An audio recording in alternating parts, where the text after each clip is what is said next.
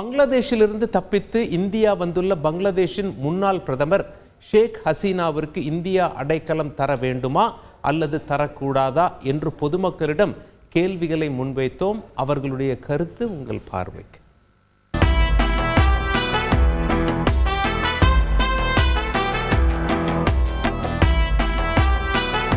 நம்ம அடைக்கலம் கொடுக்கறதுல எந்தவித தப்பும் இல்லைன்னு நான் நினைக்கிறேன். ஏன்னா எதிரியாக இருந்தாலும் அவங்க வாழ வைக்கணும்னு நினைக்கிறது நம்மளுடைய மரபு.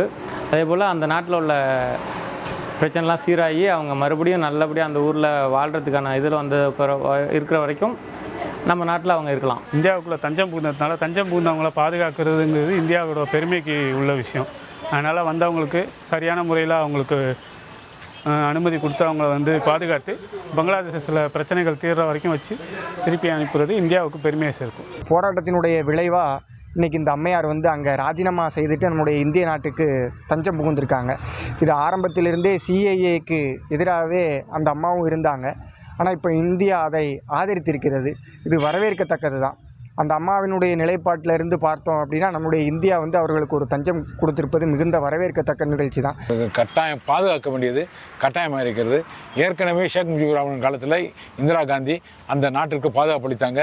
பங்களாதேசத்துக்கான பாதுகாப்பு அளித்த மாதிரி இப்போவும் பாதுகாப்பு அளிக்கிறாங்க, தவறு கிடையாது.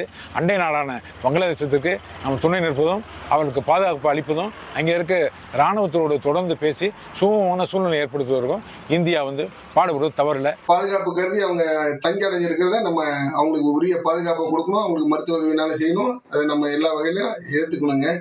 அப்போ தான் வந்து ஒரு சிறந்த மனிதாபிமானமாக இருக்கும். அவங்க நம்மளோட தொடர்ந்து நல்ல நட்போடையே பணியாற்றிட்டு இருந்தாங்க. அந்த வகையில் நம்ம அவங்களுக்கு பாதுகாப்பு தருது ஒரு அவசியமான ஒன்று. நம்மளோட வடகிழக்கு மாநிலங்களோட முன்னேற்றத்திற்கு பங்களாதேஷ் ஒரு முக்கிய காரணியாக இருக்கிறது. அதனால் நம்ம அவசியம் அவங்களுக்கு பாதுகாப்பு தரணும். வரவேற்கக்கூடிய விஷயங்க இது. செய்திகளை உடனுக்குடன் தெரிந்து கொள்ள உடனே சப்ஸ்கிரைப் பண்ணுங்க.